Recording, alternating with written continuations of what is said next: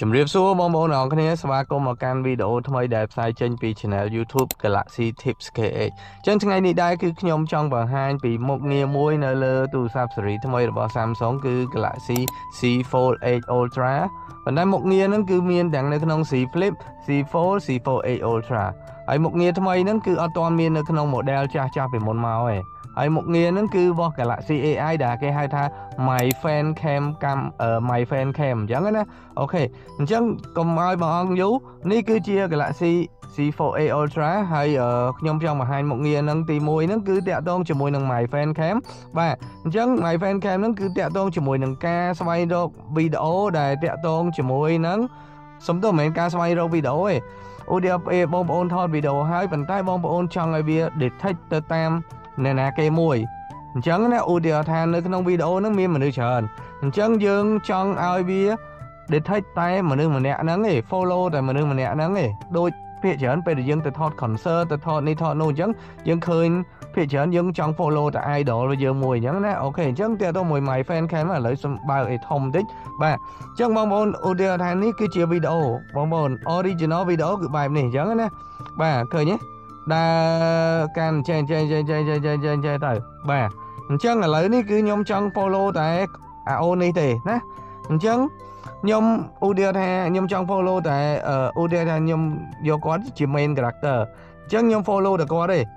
បាទអញ្ចឹងខ្ញុំចុចលើរូប AI នេះមកសញ្ញា AI បាទអូខេសញ្ញា AI ណាបាទអញ្ចឹងខ្ញុំចុចលើពាក្យថា My Fan Cam បងប្អូននេះ My Fan Cam ចុចលើហ្នឹងបាទបន្ទាប់មកបងប្អូនឃើញគេឲ្យយើងរើសមានអ្នកនេះជាមួយនឹងអ្នកនេះអញ្ចឹងបងប្អូនចង់យកមួយណាគ្រាន់តែចុចលើមួយហ្នឹងទៅនេះសញ្ញានេះបងប្អូនឃើញទេបាទអូខេអញ្ចឹង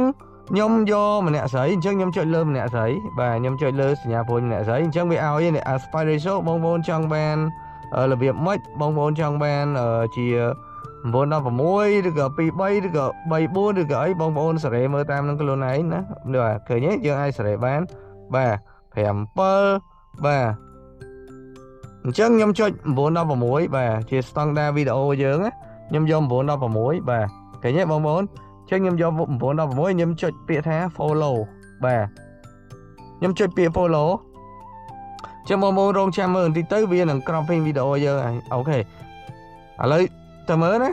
បាទអញ្ចឹងខ្ញុំ play សាកមើលណាបាទឃើញទេ AI វាអូតូហ្មងគឺវាថតវា follow តែ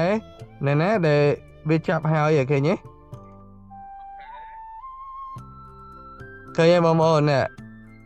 ឃើញទេ follow តែមនុស្សម្នាក់ហ្នឹងឯង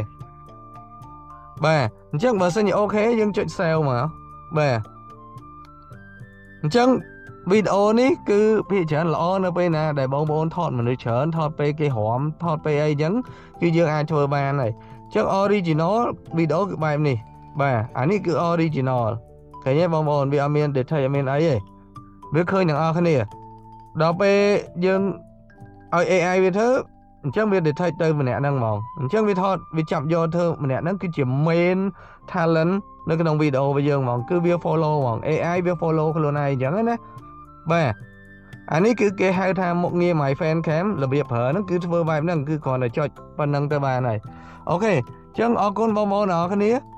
អានេះគឺមុខងារថ្មីហើយខ្ញុំក៏មិនដឹងថាតើមុខងារហ្នឹងនឹងវា apply មកកាន់ទូរស័ព្ទក្រោយពីមុននៅពេលណាខ្ញុំអត់ទាន់មានព័ត៌មានទេអញ្ចឹងវីដេអូថ្ងៃហ្នឹងតែប៉ុណ្្នឹងឯងបងប្អូនហើយកុំភ្លេច share like វីដេអូអ្នកមួយផងហើយ